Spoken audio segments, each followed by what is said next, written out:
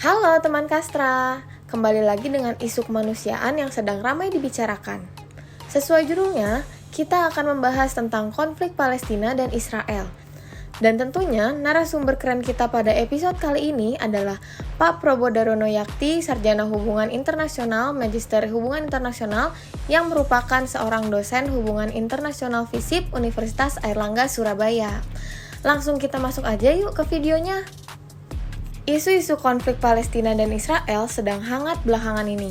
Tapi, emangnya benar perang? Bukannya genosida tuh? Oke, aku jelasin dulu genosida itu apa sih?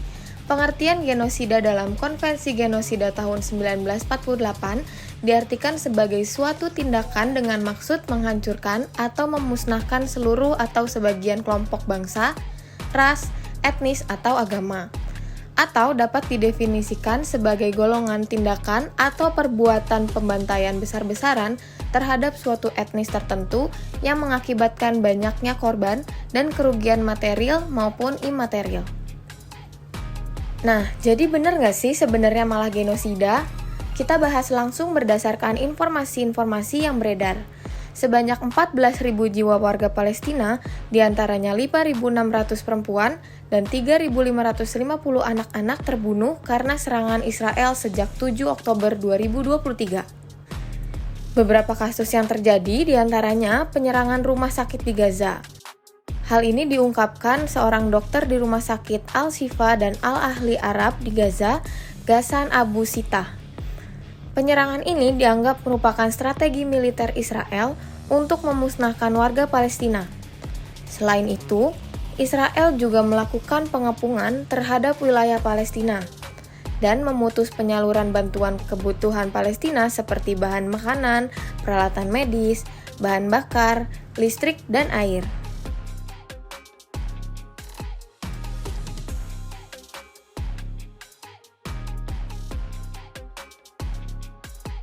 Berdasarkan fakta-fakta yang telah ada, bagaimana sih tanggapan dari Pak Probo Darono tentang hal lain terkait pengaruh konflik, penerimaan pengungsi dari Palestina, dan apa yang bisa kita lakukan sebagai warga Indonesia untuk membantu? Yuk, simak penjelasannya. Baik, selamat sore Pak Probo. Ya, sore, Baik, Rafli. sebelumnya kenalin dulu Pak, saya Rafli Setia, di sini bisa dipanggil Rafli. Saya di sini akan sebagai host di Sitalk episode 4. Saat ini saya sudah bersama Bapak Probo Darono Yakti, Sarjana Hubungan Internasional, Magister Hubungan Internasional. Selanjutnya mungkin dari Bapak Probo bisa memperkenalkan diri terlebih dahulu.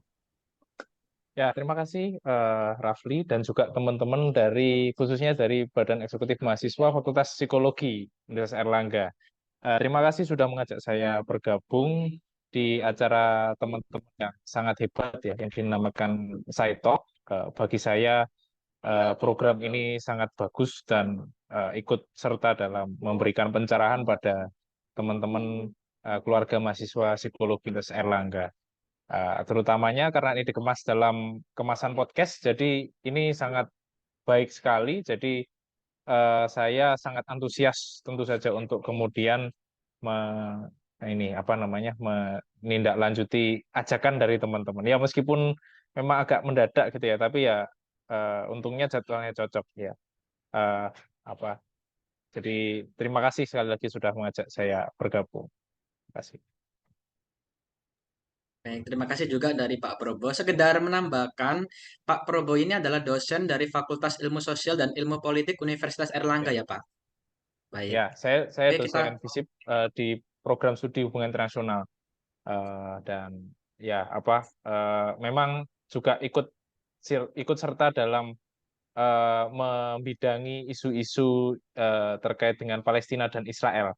Jadi memang sedang hype ya, banyak orang membahas mengenai Palestina dan Israel, dan saya pikir media sosial juga dipenuhi dengan fakta-fakta yang cukup mengejutkan yang mungkin tidak ditangkap oleh media internasional, dan itu banyak sekali ya pertumpahan darah yang ya kita sendiri di antara prihatin ya juga ngeri, dan ini tentu saja berkaitan dengan saudara-saudara kita di Palestina yang belum merasakan kemerdekaan sama seperti kita di Indonesia.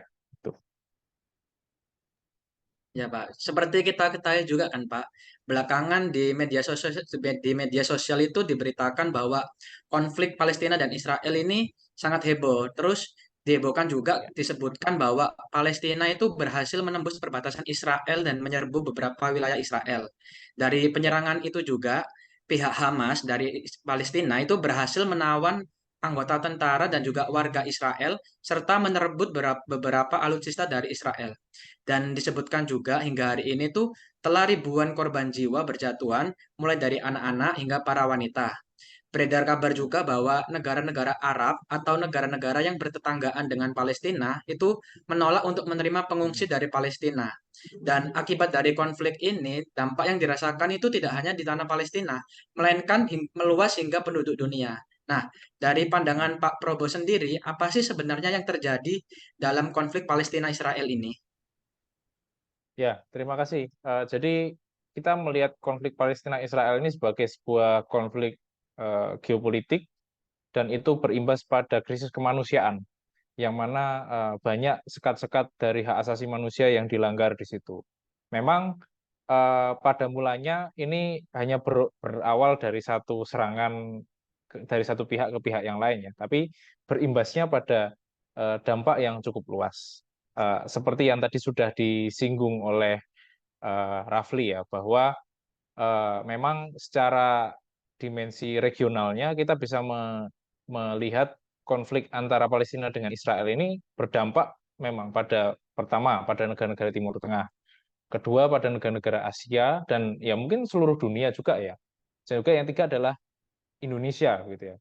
Di sini kita ini diuji kira-kira bagaimana sebagai saudara sesama, eh, mungkin kita ini bukan negara Muslim tapi kita adalah mayoritas Muslim, yang mana biasanya ada semangat-semangat juang dari orang-orang Muslim pada sesama orang Muslim. Meskipun kita tidak menampik bahwa ya Palestina ini adalah krisis kemanusiaan, sehingga hal ini memantik satu opini publik yang cukup luas karena banyak sekali masyarakat kita yang bersimpati pada perjuangan kelompok Hamas yang ada di Palestina, sekaligus kita melihat bahwa adanya tekanan yang cukup besar dari pemerintahan Indonesia untuk mengecam tindakan Israel. Kendati pemerintah Indonesia belum punya sikap diplomatik resmi terhadap Israel. Gitu ya. Kita nggak punya kedutaan Israel ya di Jakarta misalkan, atau kita tidak punya hubungan diplomatik yang itu kita membuka duta besar di Tel Aviv misalkan. Nah itu adalah satu sikap untuk kemudian mendukung secara penuh kemerdekaan Palestina.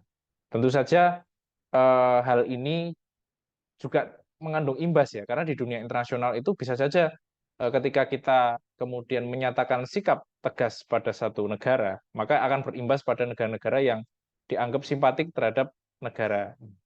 Sehingga dari situ kita bisa melihat bahwa konflik di Israel dan Palestina itu bisa juga memengaruhi hubungan diplomatik antara Indonesia dengan negara-negara yang memiliki posisi berbeda terkait konflik Palestina dengan Israel. Jadi kurang lebih seperti itu. Nah, cuman secara lebih luas ya, mungkin dari negara sekitar dulu, negara-negara Timur Tengah. Jadi di negara-negara Timur Tengah ini konflik ini dapat memicu ketegangan regional dan memiliki dampak ekonomis serta politik pada negara-negara di sekitarnya. Nah, jadi beberapa negara Timur Tengah itu dapat terlibat secara langsung atau terpengaruh oleh pergeseran kebijakan dan persepsi internasional terhadap konflik tersebut. Nah, jadi itu yang kemudian kita bisa lihat bahwa di negara Timur Tengah sendiri pun terpengaruh. Misalkan di situ ada tarik ulur ya, karena konfliknya ini bisa bisa dikatakan konflik geopolitik. Geopolitik itu adalah geo dan politik. Geo itu melingkup pada satu cakupan geografis tertentu, dan politik, yang mana politik luar negeri, politik antar negara. Ya, jadi itu yang kemudian bisa kita lihat dari konflik Palestina-Israel di negara-negara Timur Tengah. Belum lagi di lingkup Asia ya. Jadi konflik ini dapat mempengaruhi stabilitas dari harga minyak misalkan. Kemudian ya kita melihat bahwa Timur Tengah ini merupakan sumber utama minyak dunia. Kalau misalkan Palestina dan Israel ini kemudian berdampak pada ya sikap dari negara-negara Timur Tengah, maka ya bisa jadi terjadi satu fluktuasi harga minyak dunia yang itu mungkin bisa berkepanjangan. Artinya dari awalnya krisis perang antar dua negara berimbas pada krisis kemanusiaan karena ya kita tahu berapa korban berjatuhan ya dari pihak Palestina, dari pihak Israel mungkin juga ya perlu dilihat juga ya gitu. Kemudian berimbas juga pada krisis ekonomi ya. Ini yang agak kalau orang Surabaya sekarang bilang gak bahaya tak gitu ya. Jadi saya pikir ini banyak sekali imbasnya antara konflik Palestina Israel ini terhadap multidimensi ya, mulai dari Asia secara keseluruhan atau mungkin bahkan dunia, negara-negara Timur Tengah dan juga Indonesia. Ya. Jadi seperti itu gambarannya. Jadi sebenarnya ini kita banyak sih yang berspekulasi sebenarnya kalau konflik di Palestina dan Israel ini apakah akan menimbulkan perang dunia ketiga? Nah, mungkin itu masih belum bisa dipastikan. Tapi yang saat ini kita bisa lihat yang secara terang gitu ya, banyak sekali mungkin mungkin ngefollow juga nggak Rafli akun Instagram i.on.palestine. Pernah pernah familiar dengan akun itu? Nah, akun itu membagikan atau melakukan sharing eh, terhadap ya video-video yang kemudian itu tidak di-share secara publik karena mungkin ketutupan. Karena ya kita melihat di sini ada perang informasi, perang media. Kenapa? Karena ya sebagian besar media sosial kan dikuasai oleh negara-negara Barat.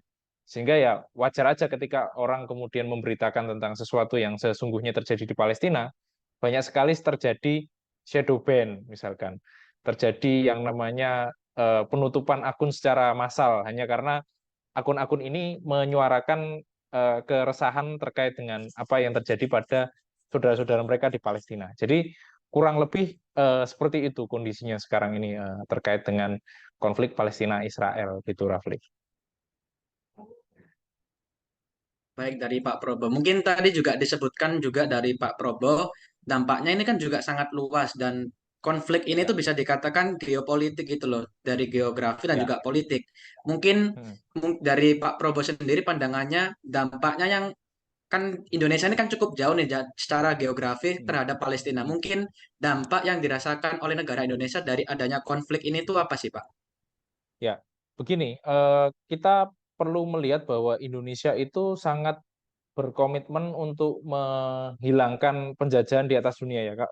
Rafli pasti masih ingat salah satu bagian dari alinea ke-1 kalau nggak salah ya dari konstitusi kita dari pembukaan konstitusi atau Undang-Undang Dasar 45 di preambul Undang-Undang Dasar 45 sudah jelas menerangkan bahwa ya penjajahan di atas dunia harus dihapuskan karena tidak sesuai dengan peri kemanusiaan dan peri keadilan. Jadi kita eh, berangkat dari dimensi ideologis bahwa ya Indonesia sangat menolak segala macam bentuk penjajahan yang mungkin saat ini kita nggak bisa merasakan tapi masih eksis dalam bentuk yang laten. Ya contohnya ya yang dirasakan oleh bangsa Palestina ketika mengalami pendudukan sejak tahun 1947 ketika negara Israel ini terbentuk yang mana mereka sejujurnya menempati tanah yang ilegal karena tanah itu sebenarnya adalah tanah dari bangsa Palestina tapi atas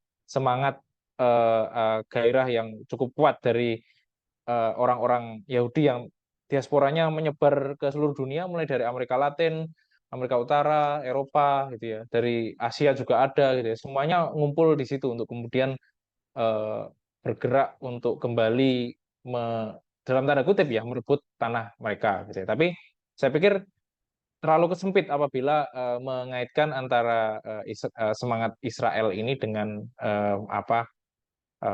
hanya melingkupi pada batas bahwa ini adalah konflik agama. Karena pada dasarnya Israel ini juga negara yang multi etnis, negara yang multi religion juga, sehingga yang kita lihat di sini adalah ketertautan antara politik domestik dan politik luar negeri dari Israel. Politik domestiknya Israel itu apa sih sekarang? Ya munculnya kelompok-kelompok konservatif Yahudi, yang mana bila mereka mengkonstruksi kebijakan luar negerinya Israel, mungkin akan agak sedikit berbeda bila kita melihat pada tahun 90-an, ketika pada waktu itu Perdana Menterinya Yitzhak Rabin. Waktu itu hampir saja sampai pada suatu kesepakatan dengan Palestina pada waktu itu pemimpinnya adalah Yasser Arafat, tapi sayang sekali Yitzhak Rabin ini ditembak gitu ya oleh seseorang sehingga kemudian setelah itu kepemimpinan dari Israel ini jatuh ke tangan politik konservatif. Nah, kita kembalikan pada konteks Indonesia. Apa sih dampaknya pada Indonesia? Ya, dampaknya adalah ya kita ini sebenarnya berhutang rasa ya sama bangsa Palestina. Kenapa? Karena ketika kita merdeka pada 17 Agustus tahun 1945, beberapa bangsa awal yang kemudian ikut memberikan simpati pada kemerdekaan Indonesia adalah bangsa Palestina. Oleh karena itu, ya mau nggak mau, Indonesia eh, ya terus terang ya harus mati-matian ya, harus all out, harus totalitas dalam membela Palestina dalam kebijakan politik luar negerinya. Dan ini kita bisa lihat kok dari era presiden-presiden terdahulu ya, mulai dari Bung Karno, dari zaman Pak Harto, Habibie, Gus Dur, Megawati, SBY sampai Jokowi, semuanya secara konsisten menyuarakan hal yang sama terhadap Palestina gitu ya. Mungkin yang agak menjadi catatan atau sorotan adalah ketika Presiden Gus Dur ya, karena pada waktu itu Gus Dur ini menawarkan satu solusi yang cukup unik.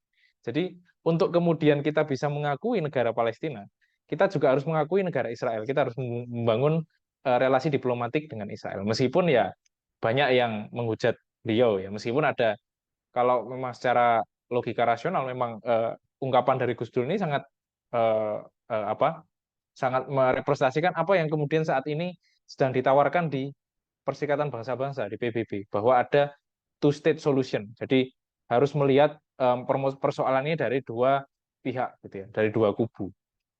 Sehingga dalam konteks ini kita melihat bahwa Indonesia ini menjalankan politik luar negeri yang bebas aktif. Kalau kata Bung Hatta dulu itu ada yang namanya eh, mendayung di antara dua karang. Jadi kita tidak berkubu ke siapapun, tapi kita mengambil keuntungan sebisa mungkin untuk mohon maaf untuk kepentingan masyarakat Indonesia. Sehingga itu yang kemudian membuat kita untuk terus menyuarakan dunia ini bebas dari penjajahan dan cinta damai gitu. Jadi sebenarnya kalau misalkan ya kembali lagi ke pertanyaan tadi, kenapa kok Indonesia ini sangat terdampak gitu ya? Padahal ya sebenarnya eh, toh juga Palestina sejauh ini nggak pernah tuh membantu Indonesia apa-apa, mungkin punya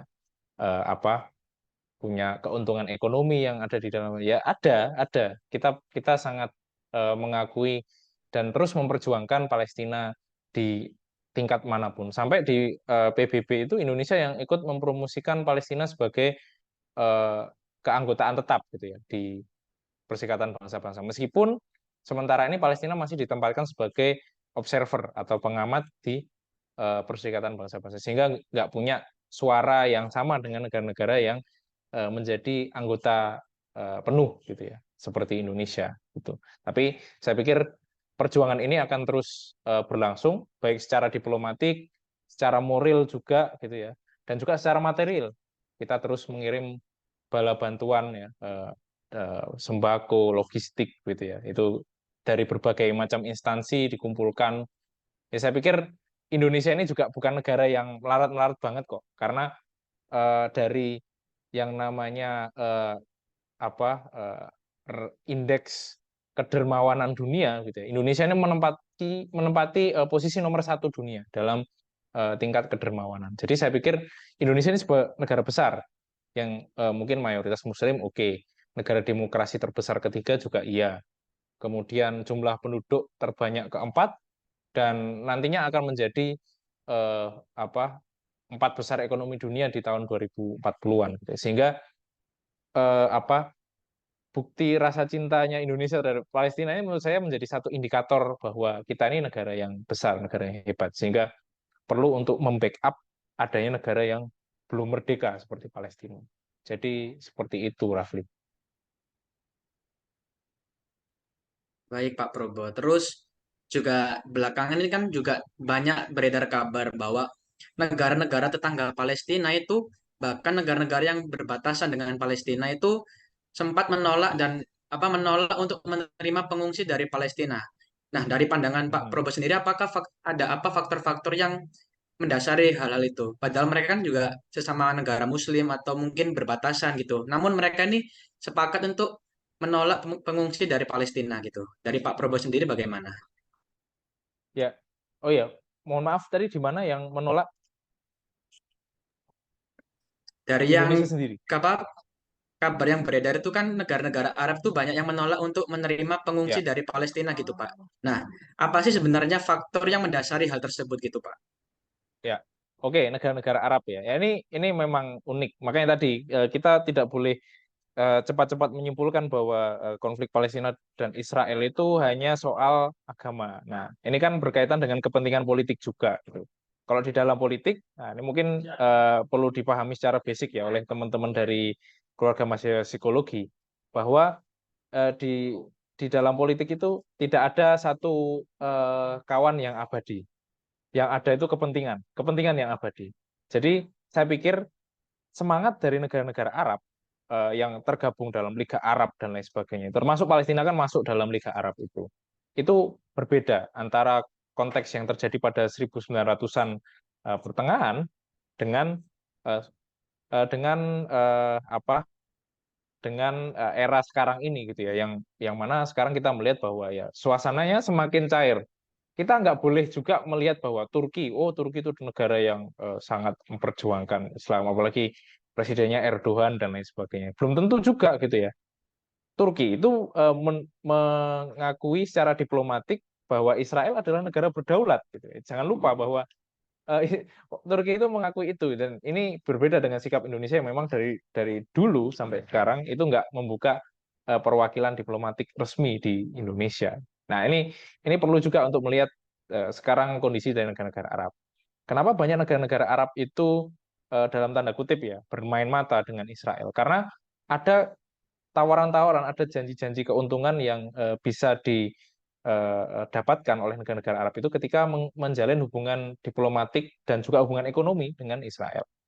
Ada kalau di HI itu ada yang namanya interdependensi. Apa itu interdependensi? Nah, suatu kondisi di mana satu negara itu membutuhkan negara lain gitu. Tapi itu saling demanding, saling membutuhkan. Ini mungkin mungkin di keilmuannya teman-teman di psikologi mungkin relate juga ya. Ada satu kondisi di mana satu orang itu kayak eh, depend banget gitu ya sama orang lain gitu. Kayak kayak butuh banget gitu. Kalau kalau kalau nggak ada intinya eh, kayak nasi goreng tanpa kecap gitu nggak ada rasanya gitu. Jadi saling dibuat saling bergantung semacam itu. Sehingga kita melihat bahwa negara-negara Arab sekarang ini katakanlah Qatar, terus kemudian mungkin dalam beberapa hal Bahrain, Arab Saudi bahkan. Nah, ini sudah mulai ya ini ya apa namanya agak berbeda sikapnya dengan dulu ketika mungkin masih ada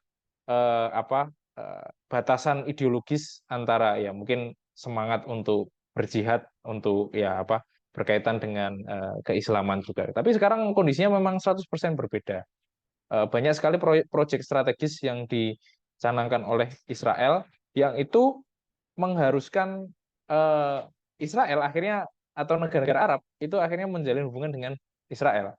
Sehingga di sini kita melihat bahwa hubungan antara baik Israel ke negara-negara Arab maupun negara-negara Arab ke Israel ya baik, sebenarnya memiliki hubungan baik, hanya panasnya itu di apa ini aja di media seolah-olah oh apa melontar statement oh kami akan mengirimkan bla bla bla. Tapi itu hanya lagi-lagi ketika kita berbicara politik bisa jadi itu adalah gula-gulanya ya, lip service-nya pemimpin-pemimpin negara itu menunjukkan pamornya bahwa oh ini loh saya adalah negara terdepan yang mendukung kemerdekaan Palestina. Padahal secara konkret dan real itu bisa diukur gitu. Saya pikir Indonesia bahkan bahkan kekuatan sentral dari perjuangan terhadap Palestina sekarang ini bergeser, tidak lagi di Timur Tengah, tapi di negara-negara Asia Tenggara, khususnya ya mungkin yang sering memperjuangkan Palestina ya sekitar Indonesia, kemudian ada Malaysia, ada Brunei misalkan yang memang itu jauh lebih apa ya konkret lah dukungannya, mulai dari material moral sampai dengan ini ya apa lobby-lobby diplomatis dari para diplomatnya baik di PBB gitu ya. Terus teman-teman juga perlu catat ada satu organisasi internasional yang itu di apa gunakan untuk menggalang solidaritas negara-negara Islam gitu ya. Baik negara mayoritas Islam maupun negara yang itu berhaluan Islam. Ya ini namanya OKI, Organisasi Konferensi Islam atau OIC ya kalau bahasa Inggrisnya, Organization of Islamic eh, Conference. Nah, ini yang kemudian digunakan untuk menyuarakan secara solid dukungan dari negara-negara Muslim itu ke Palestina. However, ternyata dukungan itu tidak segencar ketika ini disampaikan secara bilateral atau ya dukungan itu disampaikan di forum internasional yang lebih besar lagi, misalkan PBB gitu. Jadi arahnya itu ke situ ya, Rafli, apa terkait dengan eh, Israel dan Palestina terhadap negara-negara Timur Tengah. Justru dukungan itu malah lebih kuat dari ya kita-kita ini gitu ya, yang berasal dari negara-negara Asia Tenggara.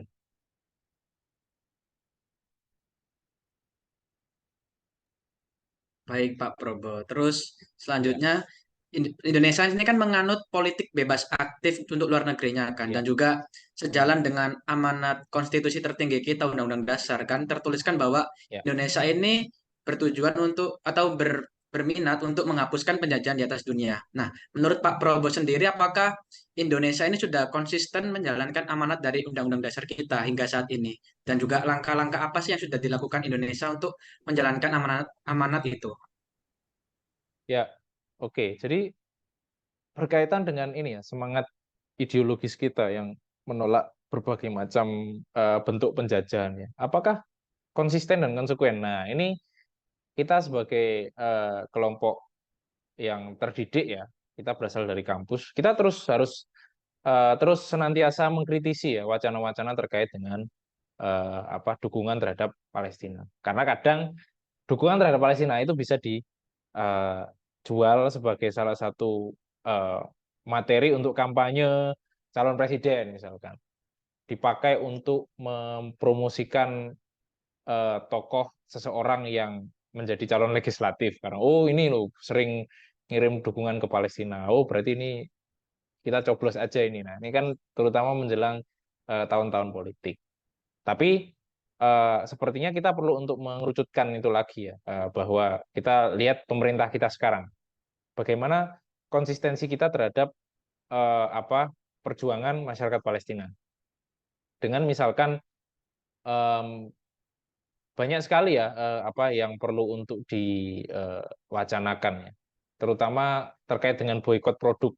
Ya, mungkin itu pro kontra sih sebenarnya. Kalau saya sih melihatnya sebagai seorang akademisi, mungkin di satu sisi bagus karena itu dilakukan secara masif oleh berbagai elemen di seluruh dunia dan apabila itu dilakukan maka supply dana untuk kemudian membeli senjata oleh Israel ini kepada negara-negara barat mungkin akan sedikit terhambat karena korporasi-korporasi itu teridentifikasi em, berasal dari Israel gitu.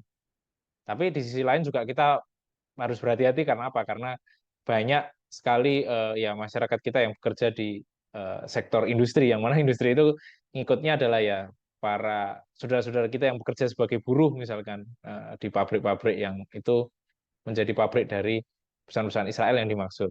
Ini makanya ini perlu dikaji lebih lanjut lagi. Tapi untuk kemudian menagih komitmen pemerintah itu kita masuk pada poin yang kedua bahwa em, dari upaya-upaya yang dilakukan oleh pemerintah pusat kita ya, khususnya Kementerian Luar Negeri, apa yang menjadi satu titik konkret untuk kemudian memperjuangkan kemerdekaan Palestina, gitu. Ya kita lihat dari eh, mungkin perencanaan dari kebijakan luar negeri kita. Apakah memang secara dari awal itu memang diarahkan untuk mendukung diplomasi kemanusiaan, khususnya ke Palestina, atau mungkin di isu-isu yang sekarang mungkin juga lagi hangat, isu Rohingya yang di apa Myanmar, masih di lingkup ASEAN. Apakah kemudian itu sudah dialokasikan terkait dengan ya berapa bantuan yang akan kita kirim.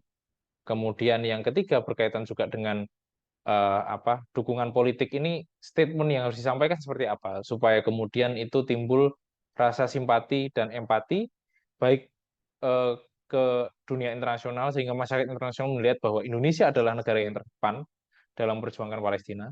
Dan jangan lupa bahwa yang di dalam negeri juga harus digerakkan secara simultan untuk memberikan dukungan politik itu.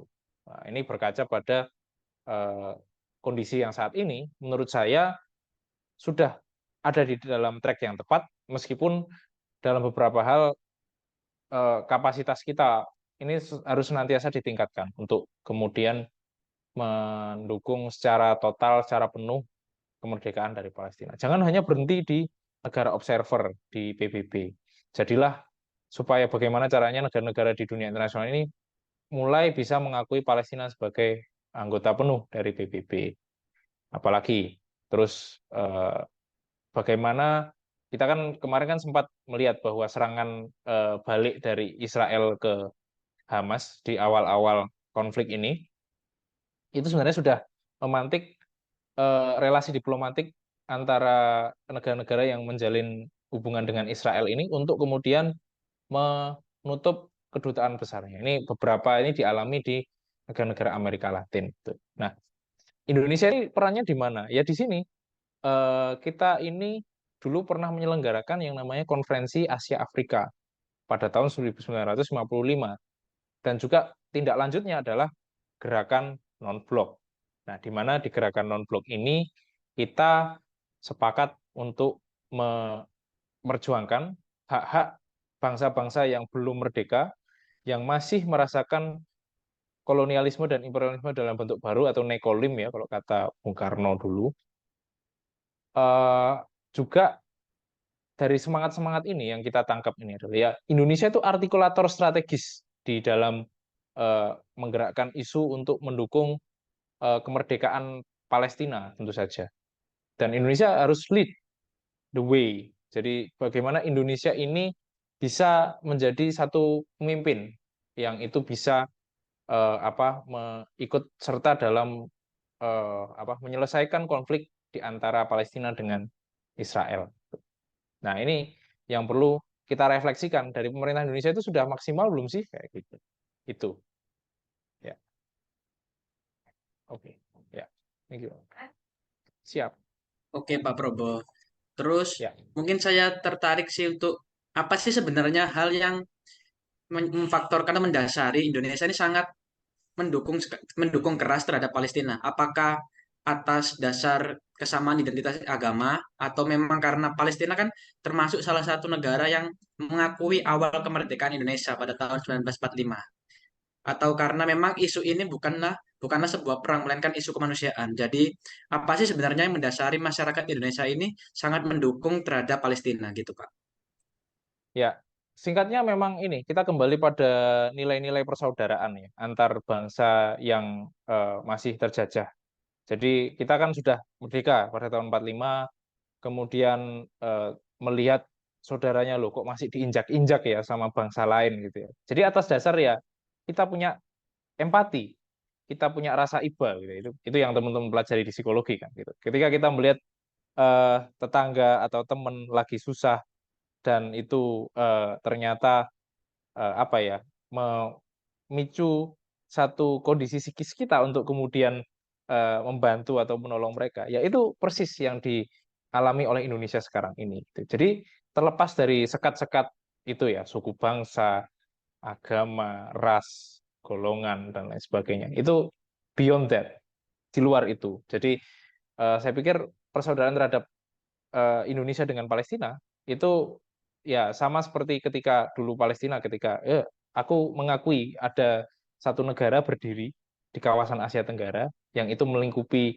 wilayah dari Sabang sampai Merauke katakanlah yang bernama Indonesia. Itu bangsa Palestina yang menyatakan itu gitu ya pada kemerdekaan kita gitu. Ya sama halnya ketika kita sudah pernah dibantu dulu, kita kan pasti punya ada rasa hutang rasa atau hutang budi atau apapun itu ya. Bahwa kita ya harus berjuang juga gitu ya untuk kepada saudara kita yang pernah dulu pernah mengakui, merekognisi kita gitu ya, sebagai sebuah negara yang ada, yang berdiri dengan tegak sampai sekarang. Gitu. Jadi di luar dari sekat agama gitu ya. Meskipun ya kita tahu bahwa memang Indonesia itu negara yang bukan negara Muslim, tapi mayoritas Muslim, sehingga kemudian ada juga elemen yang mengikat itu ya, bahwa oh di Palestina itu juga mayoritas Muslim. Meskipun Palestina itu juga saya pikir negara yang memang tidak secara tegas menyatakan bahwa negara Islam, tapi dia melingkupi eh, orang-orang Palestina ini kan juga macam-macam ya agamanya. Ada yang Islam, ada yang Kristen, bahkan ada yang Yahudi juga gitu. Ini yang kadang masih dimispersepsikan oleh orang. Ketika, oh berarti kita ngomong Palestina, kita ngomong tentang eh, gairah keislaman atau apa. Lebih daripada itu, gairah kemanusiaan. Karena pada dasarnya di Pancasila aja ada kemanusiaan yang adil dan beradab. Beradab apa enggak ketika kita diam saja, ketika saudara-saudara kita di sana masih eh, tidur aja nggak nyenyak, harus berpindah tempat satu ke sana kemari, di kiri kanannya ada rudal dan lain sebagainya. Itu adalah apa untuk menjawab terkait itu. Apakah kemanusiaan atau keislaman yang lebih dominan? Menurut saya kemanusiaan gitu. Ya.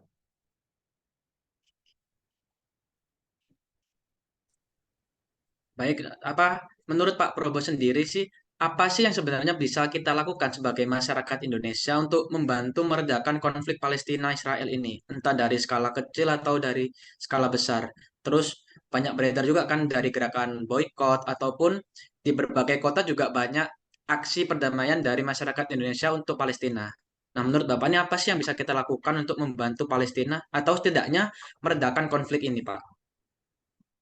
Oke, ini dari perspektif masyarakat, dari kita sendiri, dari sebagai mahasiswa, sebagai kaum terdidik, atau gimana, Rafli? Mungkin dari kita dari kaum terdidik atau akademisi, Pak, sebagai mahasiswa UNER. Oke, banyak hal yang bisa dilakukan untuk mendukung Palestina ya.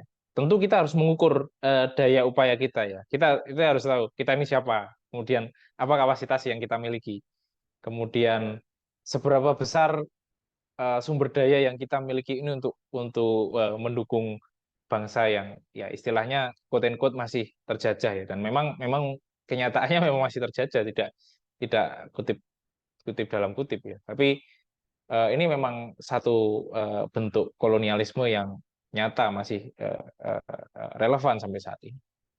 Nah, apa yang harus dilakukan? Ya, itu tadi, menumbuhkan empati, menumbuhkan satu sikap yang setidaknya kalau misalkan, nah ini minimal ya, kalau misalkan kalian nggak tahu apa-apa tentang Palestina Israel gitu ya. Kalau misalkan teman-teman kita nggak tahu apa-apa tentang Palestina Israel, ya paling nggak usah nyacatin gitu ya, tentang persoalannya gitu ya. Itu namanya demotivasi gitu ya. Jadi tidak memotivasi, malah mendemotivasi orang lain. Nah, daripada itu, selain itu juga untuk orang-orang yang kemudian peduli dan concern terhadap persoalan Palestina Israel, ya mulailah untuk kemudian bersuara. Nggak ada salahnya untuk kemudian satu dua kali membagikan, eh, mungkin kadang sih ya tergantung mood ya, tergantung selera orang. Kadang orang nggak terlalu suka dengan disturbing picture yang biasanya kalau di media sosial seperti, mungkin sebut nama boleh ya, Instagram atau Snapchat, itu pasti sorry, kok Snapchat sih, TikTok ya, itu biasanya kan ada eh, konten yang tidak aman dilihat gitu ya. Mungkin ada yang sampai segitunya gitu itu di-share, itu nggak ya, karena udah ada disclaimer-nya, jadi kita harus konfirmasi dulu, kita bisa bagikan. Atau ya paling nggak kita melihat secara ininya ya, apa namanya, eh, garis waktunya dari Palestina Israel ini sampai saat ini seperti apa. Kita bisa menunjukkan simpati kita misalkan melalui media sosial, hashtag, atau mengecam apa orang-orang. Memang ujung-ujungnya ya namanya politisi ya. Ini kan sebenarnya persoalan politik. Ketika itu kita mau mention seseorang dan itu politisi cuek apa yang, tapi paling nggak kita sudah melakukan apa di situ? Raising awareness.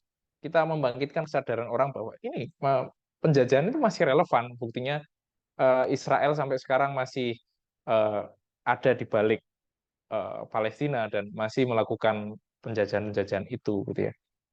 Melempar rudal dan lain sebagainya. Kenapa? Ya karena lagi-lagi ini adalah pertarungan, pertempuran, peperangan yang itu berkaitan dengan hasrat kepentingan politik dari Israel. Kenapa? Teman-teman bisa cek di beberapa sumber bahwa ya ada untungnya itu ketika beberapa titik di baik di jalur Gaza maupun di tepi barat ya West Bank dari kawasan dari mohon maaf wilayah Palestina itu kemudian dibombardir gitu ya. Apa yang konyol coba? Eh, Israel bisa memangkas biaya supaya tidak mendemolish atau tidak menghancurkan itu dengan alat berat atau apa karena sudah luluh lantak gitu ya. Dan apa yang mereka akan buat? Sebuah terusan yang itu bisa menghubungkan antara mohon maaf, mohon dikoreksi ya kalau salah ya, Laut Merah dengan Laut Tengah, gitu. Yang itu bisa memberikan dampak keuntungan bagi eh, Israel tentu saja. Ya. Mereka akan membangun semacam kanal yang panjangnya itu kurang lebih 200-an kilometer ya, yang membujur sepanjang kawasan di Israel. Ya. Dari negara sekecil itu dia coba untuk mengeluarkan profit, gitu.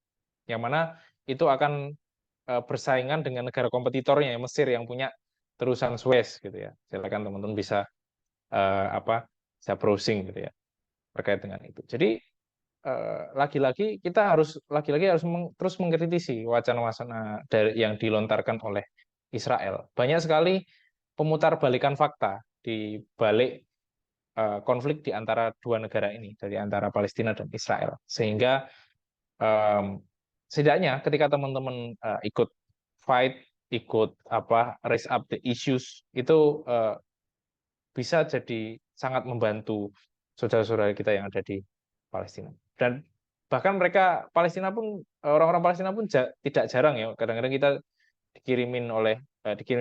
kita mengirim bantuan ke sana, kemudian bantuannya diterima dan eh, bahkan mereka belum menerima bantuan, mereka sudah mengirimkan video mengucapkan terima kasih Indonesia, sebisa mereka mengucapkan melafalkan terima kasih Indonesia itu tadi.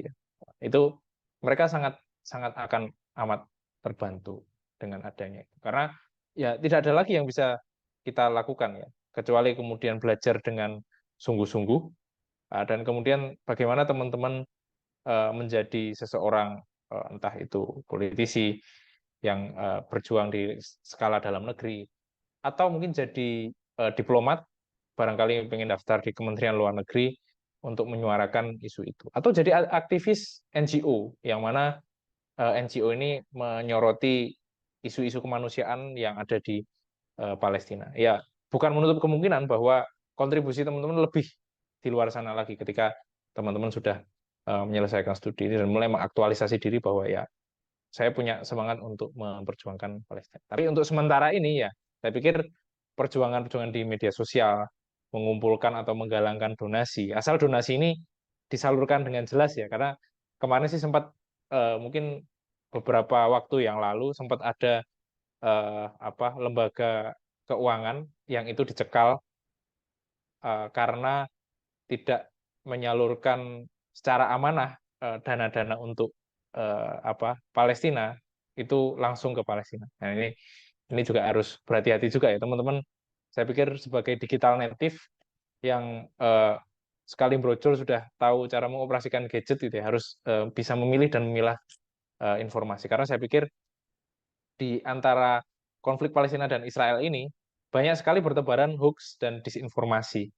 Nah, ini yang perlu diwaspadai juga gitu ya. Kadang kita sekarang ini terjebak dalam skema itu gitu ya. Nah, ketika karena info ini dipercaya oleh banyak orang, dianggap benar gitu. Itu yang dinamakan era post truth gitu ya. Pasca kebenaran. Tuh. Terakhir dari saya mungkin dari Pak Probo sendiri apa yang ingin disampaikan kepada masyarakat umum terkait konflik Palestina Israel ini sendiri, Pak? Ya, jadi ya untuk masyarakat siapapun itu ya, terutama yang menyimak Side Talk yang diselenggarakan oleh Departemen Kajian Isu Strategis BMKM Psikologi UNER 2023 yang nanti akan disiarkan di YouTube ya tentu saja.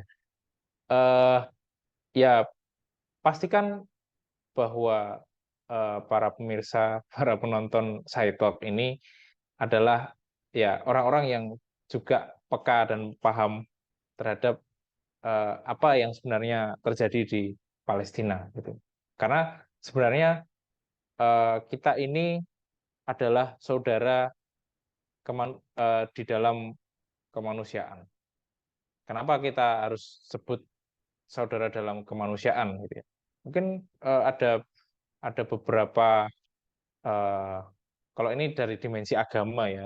Kalau di Islam tuh ada sahabat-sahabat Nabi yang bilang bahwa ya kita tuh adalah bersaudara dalam kemanusiaan.